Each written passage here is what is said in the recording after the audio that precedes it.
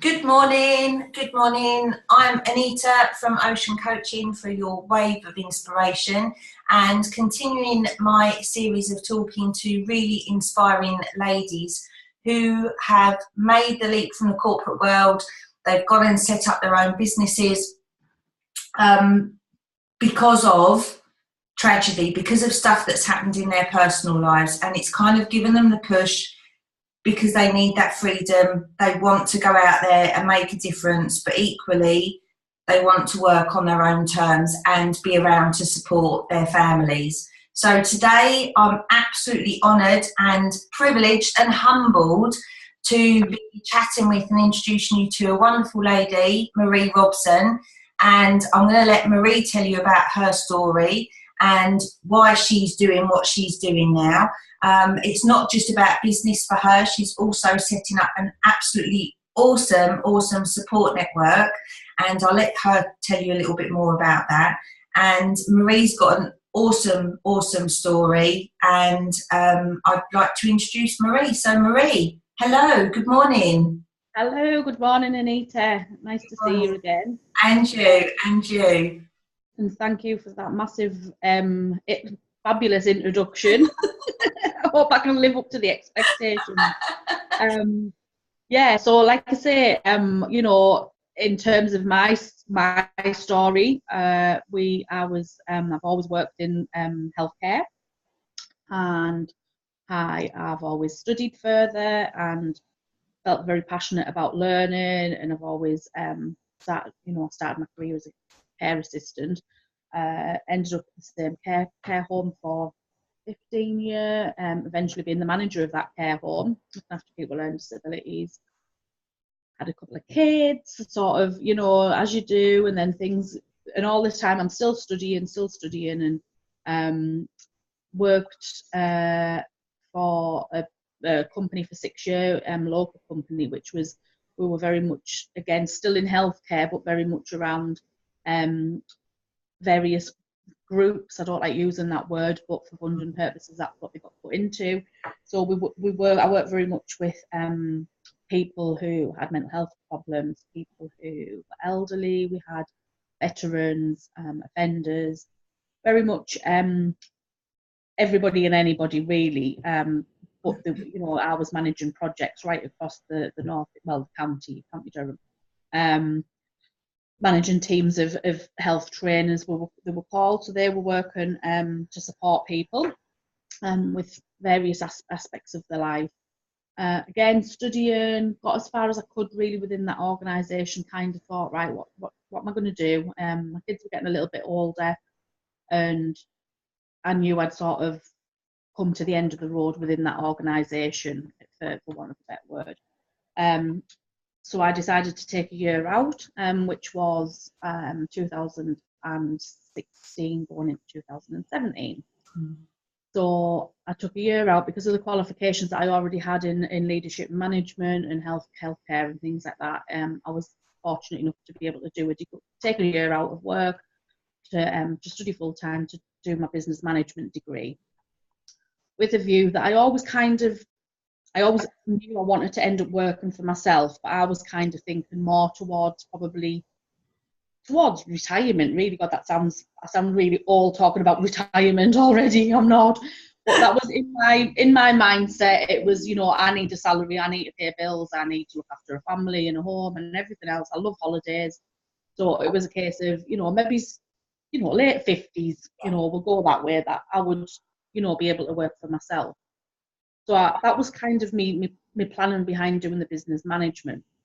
What I forgot to mention as well is also alongside working in healthcare and managing healthcare and things like that, I'd always kind of had it in me to be, I want to use the word businessy. I don't even think there's such a word as businessy, but I'm going to use it anyway. I know what you mean. And that was always, I bought a post office. I was in my early 20s. I was the youngest postmistress in Britain, and I thought I was going to be the next Sainsbury's and Tesco's, and I was going to be massive in this village. And obviously, village post offices, I don't even think they're around much these days, but them days they were sort of starting to, to die down really. But So lost quite a bit of money on that, but it was experience. It was, so I did that, and I'd always kind of been into, your sort of your late, I used to like going out and selling things in terms of, where it's like your parties and things like that. What ladies and men like to go to. So, and that's only really, I've only realised that business way of thinking that I've always probably had. Yeah. More recently, when you look back. So I finished my degree last year. Well, actually, this time last year, I was quite frantically writing a dissertation and thinking, what am I doing? I was a mature student, 20-year plus on everybody else in the sort of on the course that I was doing. Really enjoyed it. So I'd sort of made a bit of a pact with myself and two teenagers who were like, oh my God, Mum, like you haven't even got a job, what are you going to do when you finish your degree? And I was like, I'm going to start looking for a job at Easter. That was what I'd always said to them. Because I think they'd just used to me being work and they'd never known me not work. So to them, it was like, oh, Mum's just like off, like being a student. And they were probably panicking, thinking, oh my God, what's that going to happen? So Easter last year, I started applying for jobs and was very, very, there was a lot of jobs out there. And the first job I applied for, it was one of those situations where I thought, I'm never going to get this job. And it was more because of the salary, because it was, it was basically a senior management role running a healthcare company, 200 plus staff. Mm-hmm. It's about 70 miles away from home. But again, at the time I thought, this is fine. The kids are sort of 15, 17, they can be all right until I get in at 7 o'clock at night. So I applied for the job, like I say, half-heartedly really, because I thought there's no way I'm going to get it. And of course, I got an interview and then I got the job.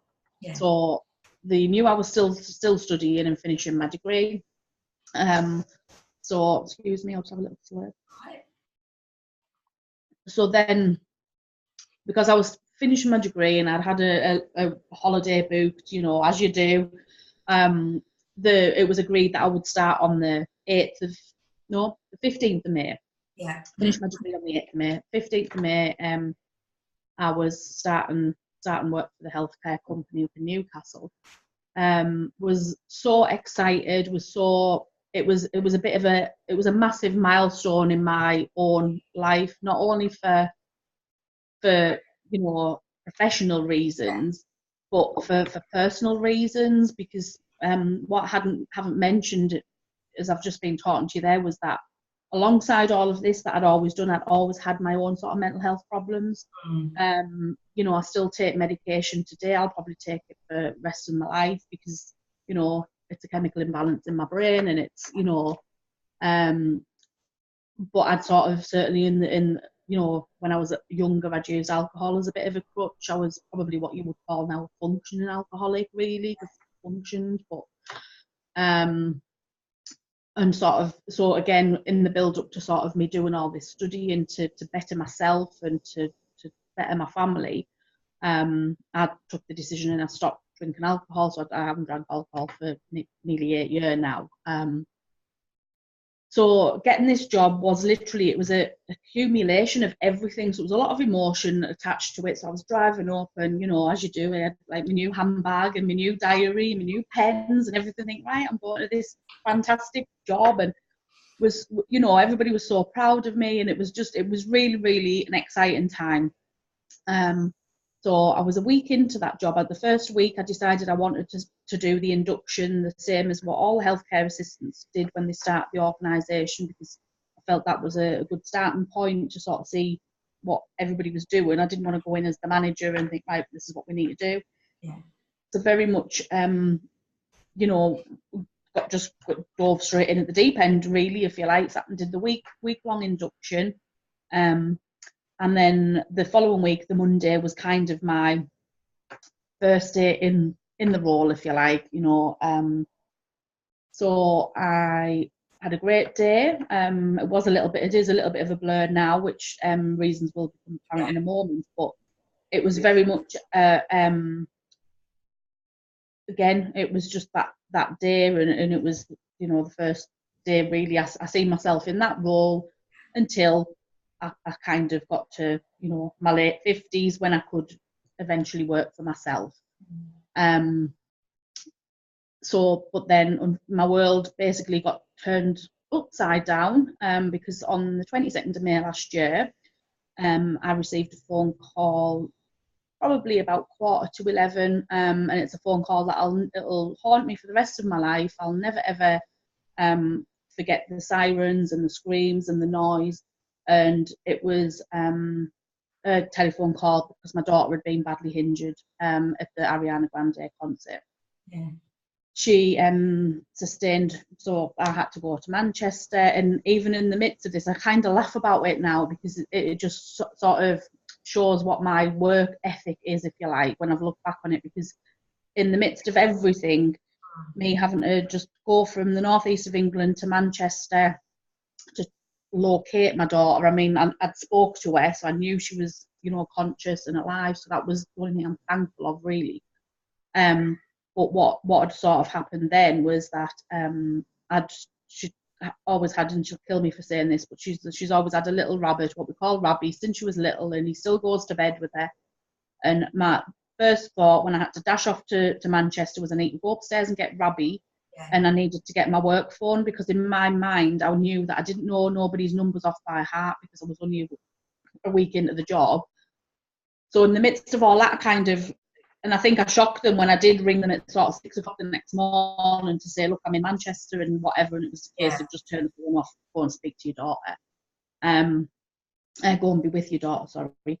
So I won't go into injuries, things like that. But, you know, she is very, very lucky to be here. She's badly scarred. She's got to have further surgery going forward, more cosmetic, plastic surgery on her legs. But at the end of the day, she's here.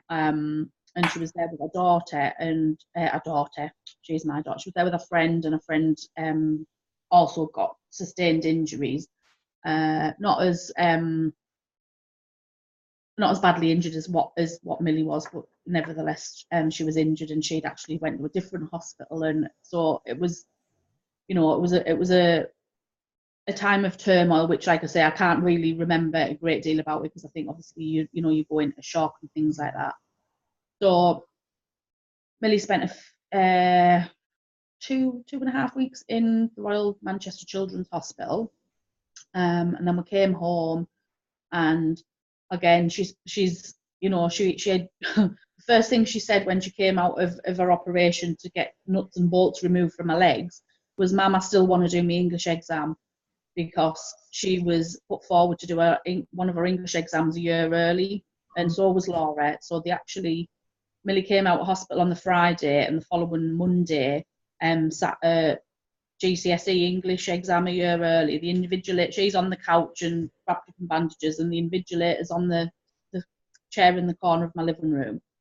And you know, that in itself was a case of, you know, in the midst of everything that had happened, some kids would have seen it as an excuse to not have to do it, but she didn't. She was still determined.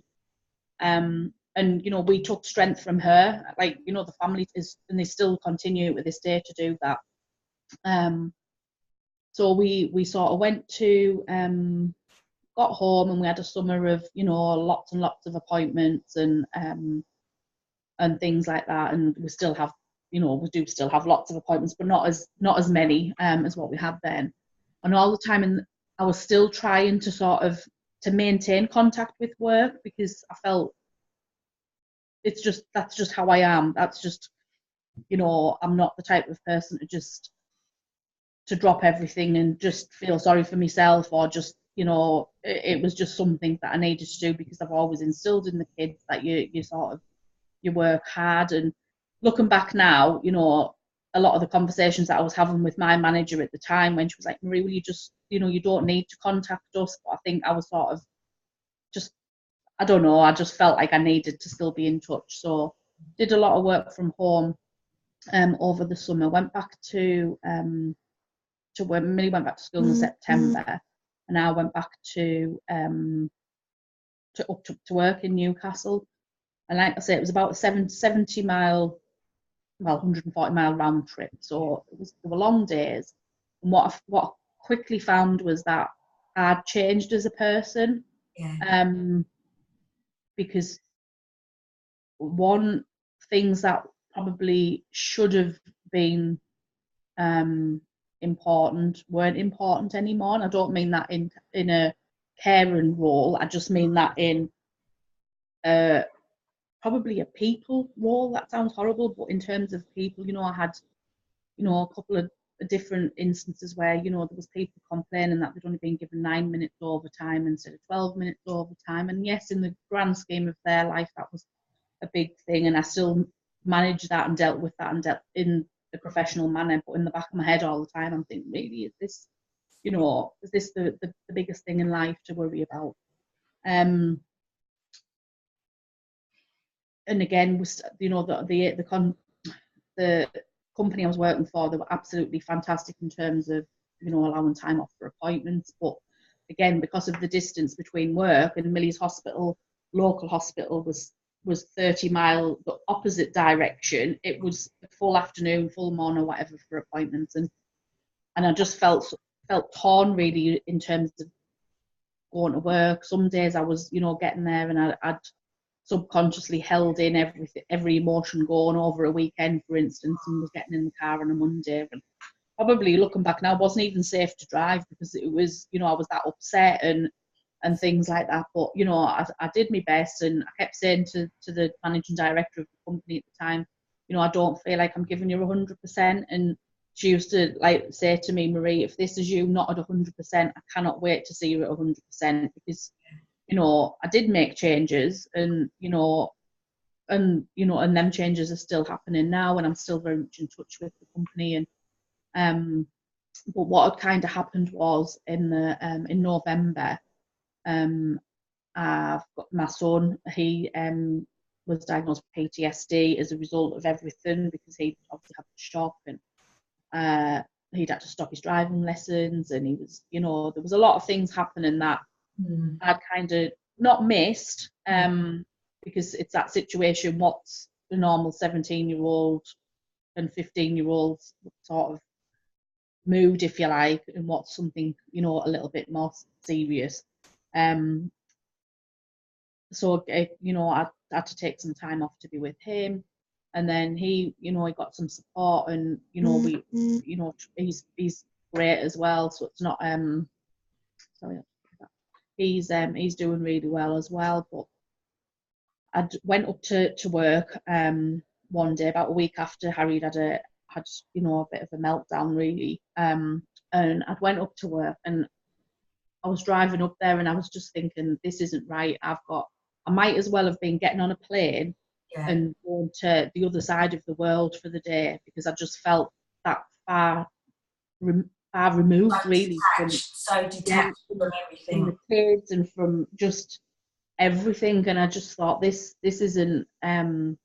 This isn't how it was meant to be. It was literally. And then, and I was feeling annoyed at myself, because I thought, going back to the sort of terror attack, it was like, well, actually, this has not just affected, Millie, it's affecting my son, it's affected the wider family. But I thought it was the situation where I was like, I've worked so hard and studied so hard, and and I thought, why am I in this situation now? Why have they?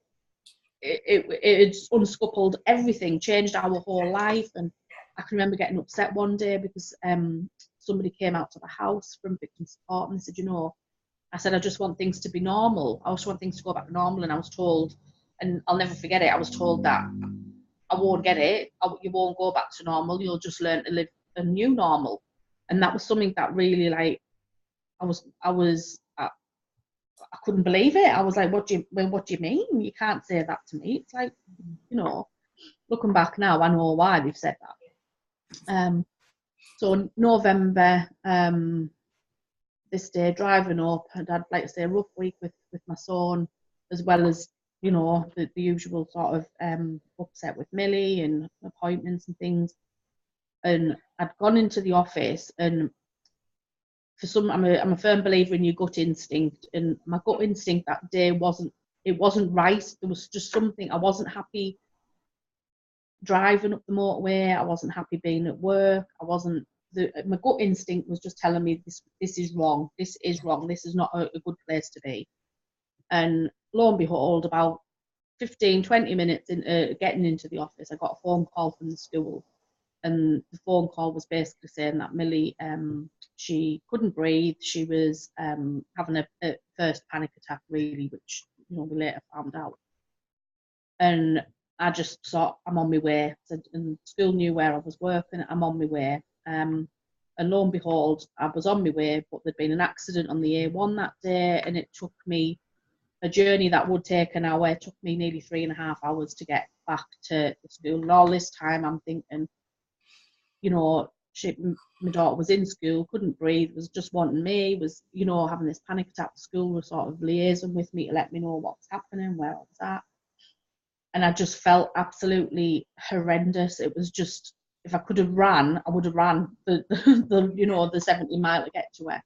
And I never went back. I went on the sick for a few weeks. And again, the company were very much, why don't you just get Christmas out the way, see how, going back to sort of my own work ethic, it was a case of no, because they'd advertised for this position. They'd waited probably a month and a half before I'd even started, because they'd waited for me finishing my studies and a holiday and things like that. And I just thought, no, I owed it to them. And they were gutted, bless them, and I was gutted because it was, but I just knew, and the salary was beyond my wildest dreams, and it was going to change our lives. It was going to mean so much, Anita, to us as a family. But I had to make a decision, and for the right of myself, my kids, for the company, and I handed my notice in end of November last year. So I got up, that gets me up to November. I'll just have another little drink.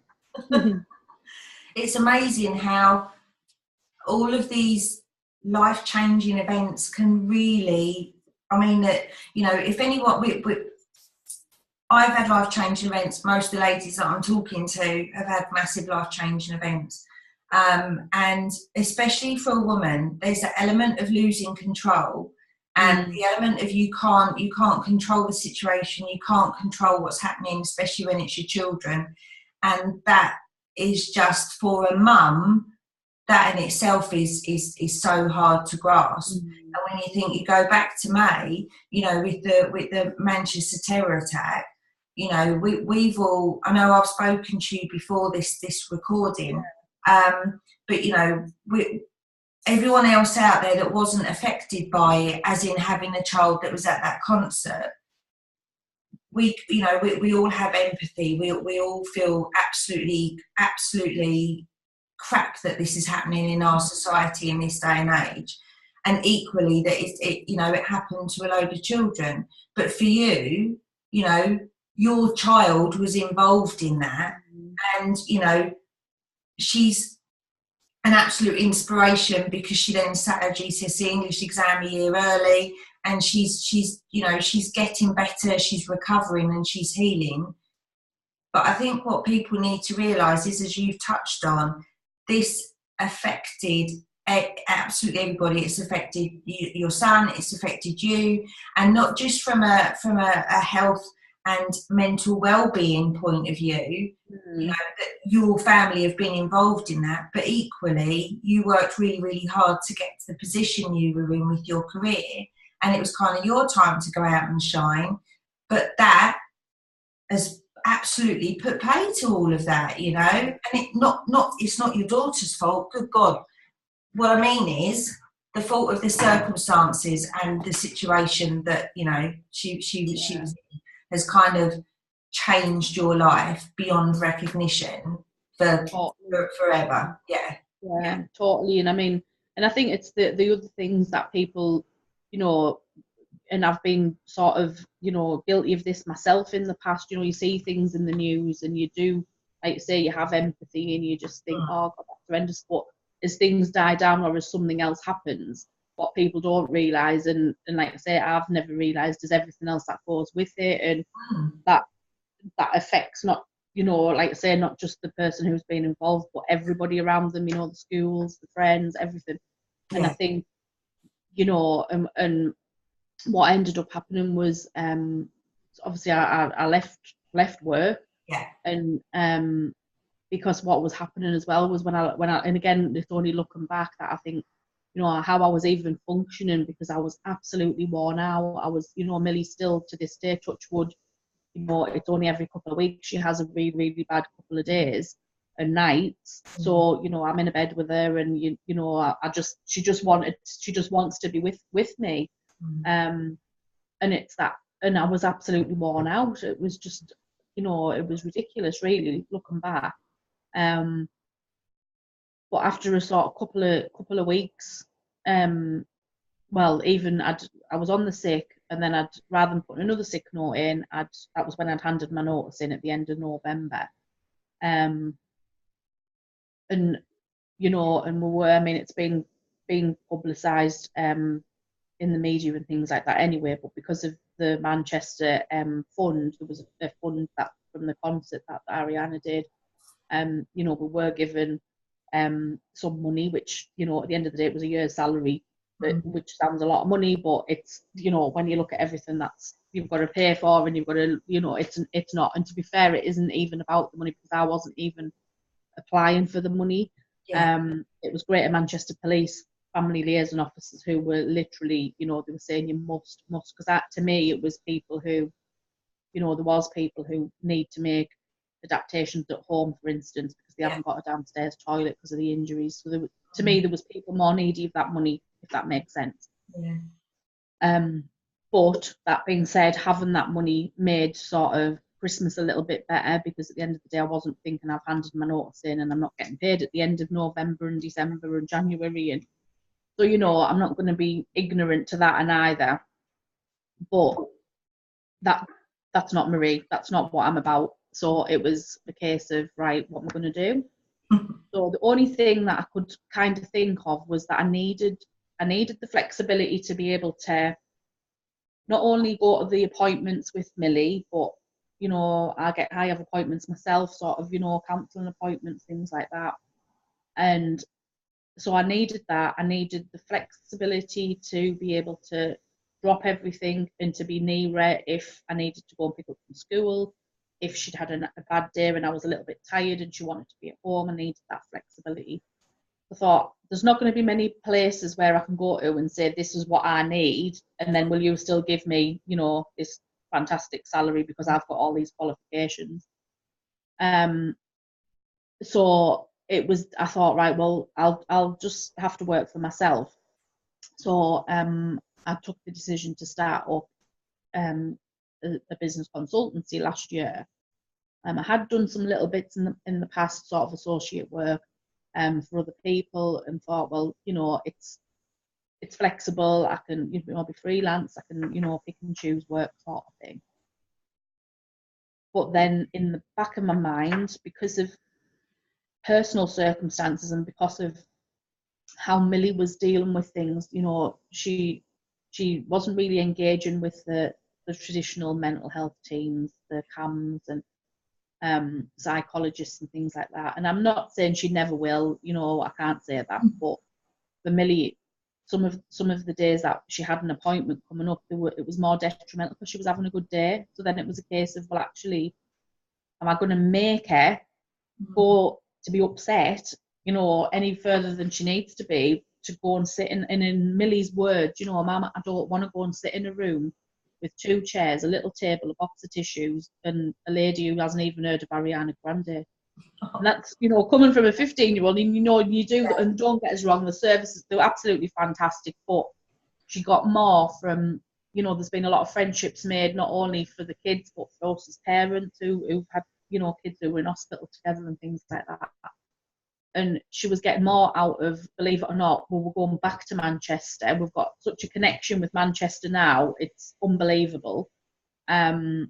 Which, you know, some people don't understand that, and either they're very much like, God, I would never want to set foot back in the place, and, you know, but the people of Manchester sort of took us to their hearts and, you know, and helped us, you know, like I say, I left home with a rabbit and a phone, and, you know, I came home with bags and bags of toiletries, and I didn't. Shoe shops were donating flip flops and slippers, and shops were donating sleepwear and things like that. Not just for the kids, but for us as people being far from home. So I've lost my trail of thought now. I've gone off on one a little bit. You're talking about setting up your business consultancy. Yeah, so I kind of looked to do that, but then I wanted, because I'd seen the benefits Millie was getting from, and not just Millie, but other friends, they were getting more the benefits from that peer support and from going, and again in Millie's words, being a normal 15-year-old. They were going bowling, they were going shopping, they were going to Nando's, they were doing things, but they knew that if they'd had a bad day, they'd already been talking. Social media is a fantastic thing, and a fantastic support for them if used properly, obviously. But they already sort of had them conversations on the social media, so they knew when they were meeting on Saturday or whatever who'd had a bit of a rough time or what. And there was just so much extra. She benefited so much from that. And again, Millie's, she's got 25,000 followers on Twitter because she's inspiring other people. And that's what's helped and continues to help Millie. So I thought, right, well, I need to do something about that, because again, my professional life, I've ran and supported hundreds and hundreds of people over the years with various different needs and things like that. And I thought, if I can't support the the young people and around who's been affected not only by Manchester but by trauma, so that was how so Be Happy Together has been sort of born, if you like. And the idea behind that was that I was going to be sort of running a monthly get together for young people affected by trauma, but then to provide the support for the parents, because whilst the kids have been getting a lot of support from each other, so has the parents. So if the kids have been meeting and going bowling, for instance, the parents have been having a coffee. We're in the same building because, with anything, if somebody's upset, you need to be safe, and we need to be there. Millie wouldn't want me to just leave her and, come back and pick her up in 2 hours like I would have, before me. So it's that, letting them do their own thing, but with a support in a supportive manner, but then also the families receiving support as well from each other. So the idea was that they were going to be sort of doing an activity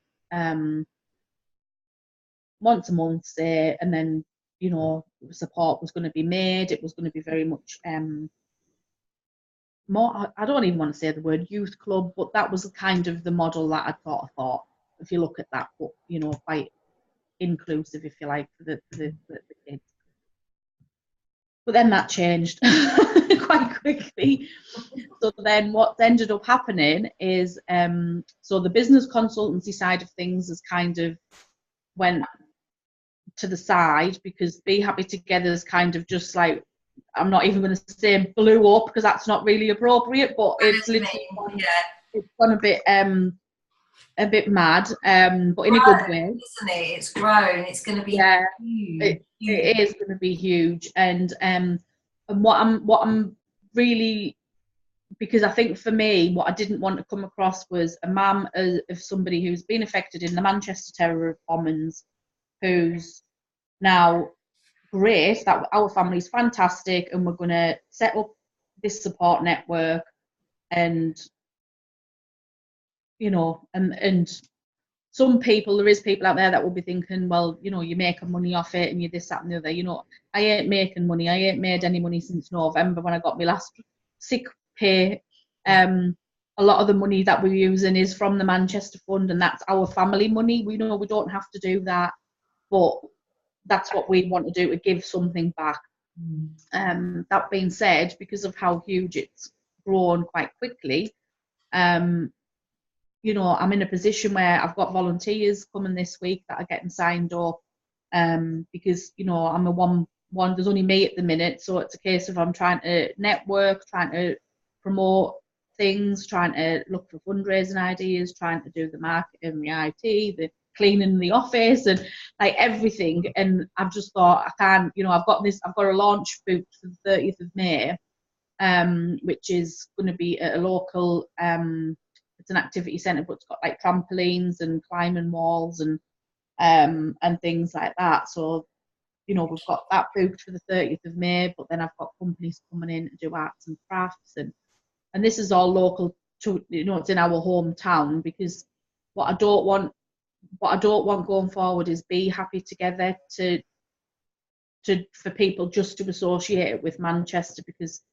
it's very, very early days, and yes, that is where it's come from, and it's like anything, but as it grows, it's it's very much for anybody, any young person affected by trauma, and and their family. And what I've found, the website doesn't even launch until this week, and what I've found is the amount of people that are coming forward, young people who've been affected by trauma, but a lot of adults who've been affected by trauma as young people, who wished that there'd been some sort of peer support for them, wished that there'd been any sort of support in terms of like what Be Happy Together's doing, and they're now wanting to get involved. So I've got people who've been affected by Hillsborough, I've got people who've been seriously assaulted when they were younger and didn't leave the house for 10 years, and but now as adults who's come out the other side, they're very much wanting to get involved. So and it's just the generosity and the support that's out there for not just myself, my family, the business, but just for all people wanting to help and wanting to give something back.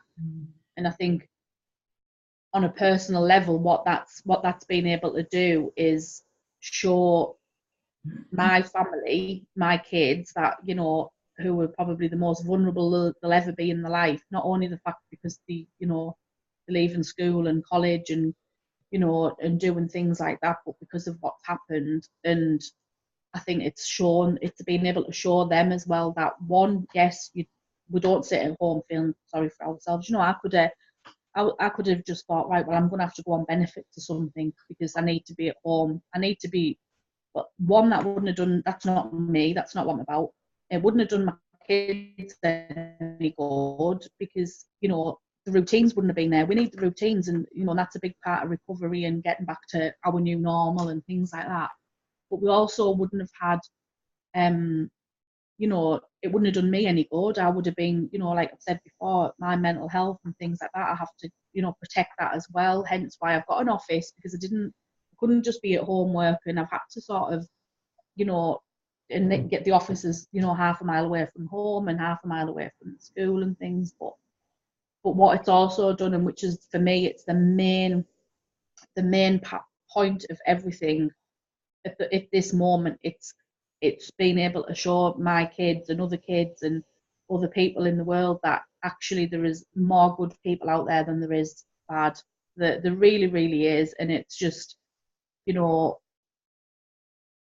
yeah, and I think that's it, because I'm overwhelmed by the support of people, and we're very, very much in our infancy. Like I say, we haven't even launched yet, and it's just something that I would urge anybody, if you've got something that you're passionate about, that you really, really are passionate about, and that it doesn't matter what's happened or what you think. I mean, I'm the type of person, I always worry about what people think of me. I've always been like that. But again, because we've changed as a family, we've changed as people because of what's happened. It's a case of, this is me, and I always say I'm probably like Marmite. People will either love me or hate me, but I'm doing what I know in my heart is the right thing to do, and that's not only help other people, but help myself and my own family in terms of their health and well-being, and provide focus on the future and not look back, because at the end of the day, I can't change what happened in May last year. I really can't. Can't change it at all. But what I can do is I can make a difference going forward, and whether that be, you know, if we help one young person to get support, to not go into adulthood with, you know, major mental health issues, to not be afraid, if we can help, you know, to not be afraid to speak out. If we can help one young person to you know, not go home and want to self-harm, or to not want to go home and have suicidal thoughts, you know, it'll be, and this sounds really, really, it'll be worth what's happened to us Definitely happening, because that'll save people, and not only them, the families and the friends and the wide, you know, there's a lot of work that, you know, I would like to do going forward in terms of making a difference. But I think, like I've said to you before, Anita, I've got to start somewhere. And because of how enormous everything's going already, I think, right, come on, Marie, just calm down. So anybody out there who's thinking of starting working for yourself and you think it's going to be like, oh yeah, I'll just do a couple hours here, a couple hours there, it's not. But it's a different sort of passion, you know, because my mind's just constantly working, but in a good way. It's, you know, it's a good way. And like I say, for me, being able to have that flexibility around, if, you know, Millie has a bad day, or if Harry has a bad day, or whatever, if as a family we need to be together, you know, we can, you know, and I think that's why being open and transparent as a businesswoman, because at the end of the day, that's what I am as well. Whether that be, you know, doing associate work on the business consultancy side, or, you know, the Be Happy Together work that I'm doing, it's very much being open and transparent and telling my story, because everybody's human beings, and like I say, there's a lot of happy, healthy, nice, supportive human beings out there, which, you know, for me, it's just, that's been a massive part of our, and continues to be, of our recovery, because we think actually we have got people behind us wanting to help, and understanding why we're doing it. So yeah, so what child? It is amazing how we have, you know, there's so many women out there, myself, you, our why, our purpose, our passion has come from life-changing events.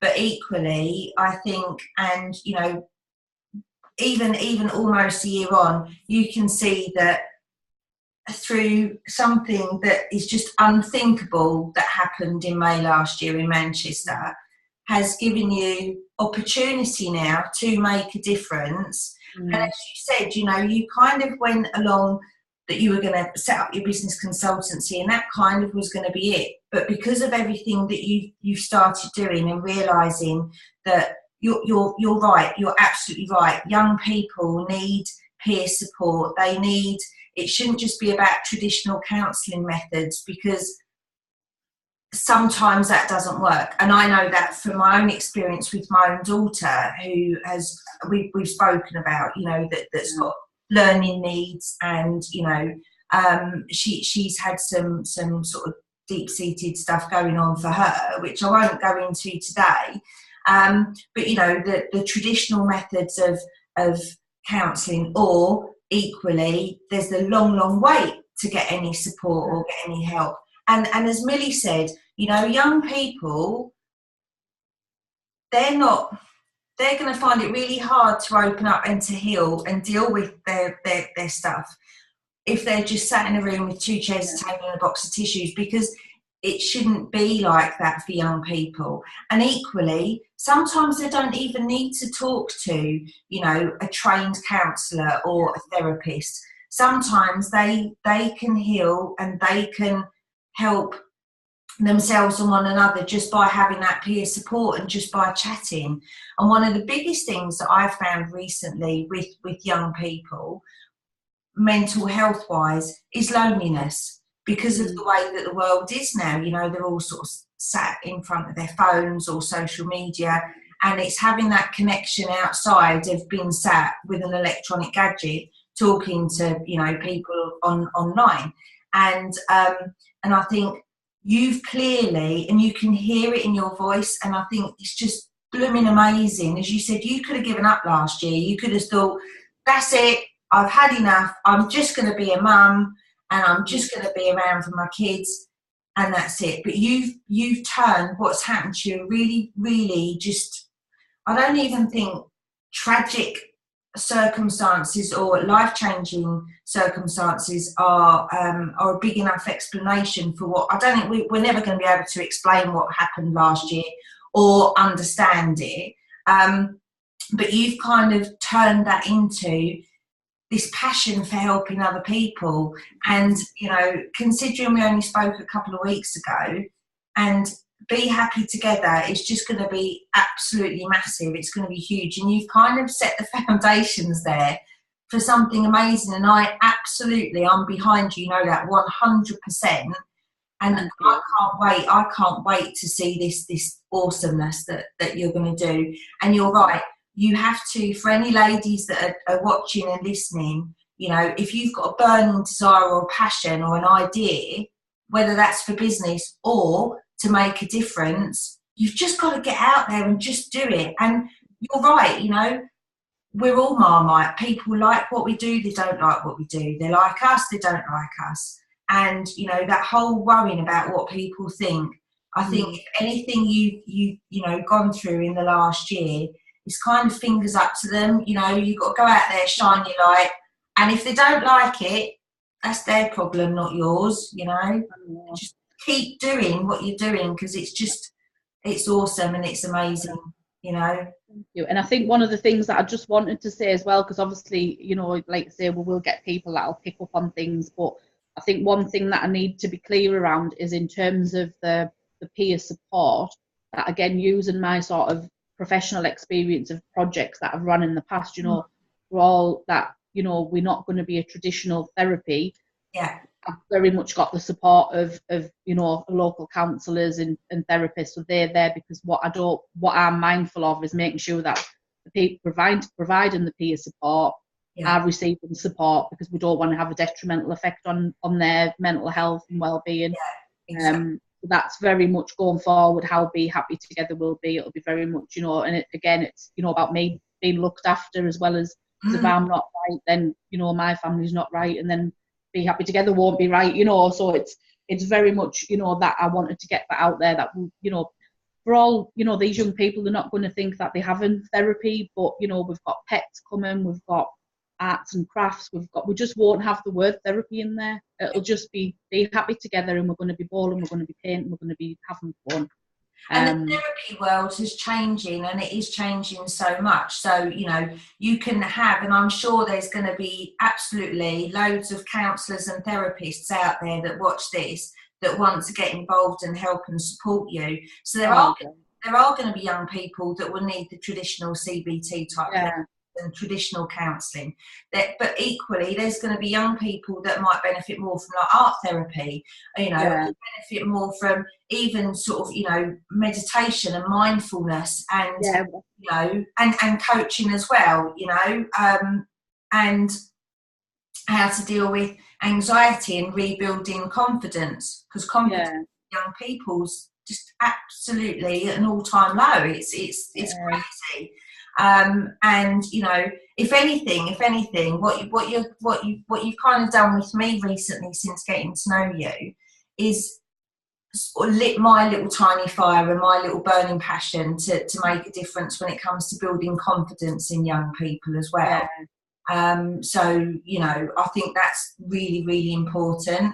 Right, just before we finish, how can people get involved? Right, if people want to get involved, there is so many ways. I mean, you know, Be Happy Together isn't just going to be for all we're launching in the Northeast. What my hope is, at the moment, I've got people looking for venues in Leeds, Manchester, and Edinburgh. Yeah. So by the end of the summer, people will be able to access a Be Happy Together in other areas as well. Yeah. So we're looking for, you know, like anything, we're looking for donations, we're looking for fundraising ideas, people who want to get involved in fundraising, you know, get in touch. They can email me at marie@behappytogether, and that's a number 2 together,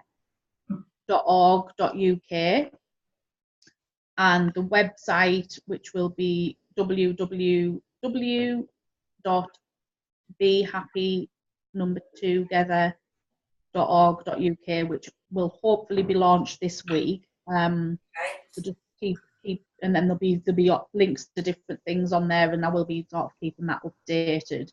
Okay. But yeah, just anybody, if they've got any idea, if they want to get in touch, you know, if they want to be volunteering, if young people who want to get, you know, involved, if there's anything, you know, I'm willing to come out and be a guest speaker and things like that. I've been doing that at some of the colleges this last week or so, just to get the message out there, and you know, and hopefully we'll take it from there. So thank you. Well, it's been absolutely amazing talking to you today. Oh, thank you, Anita. Thank you. And I'm going to make sure we get this shared out, this video, to the world and its wife, and you know, hopefully, one, it's going to inspire some women to make a difference in their own lives, but equally to try and get some support out there for what you're achieving. So thank you so much for today. Thank you. Oh, thank you, Anita. Thank you. No worries.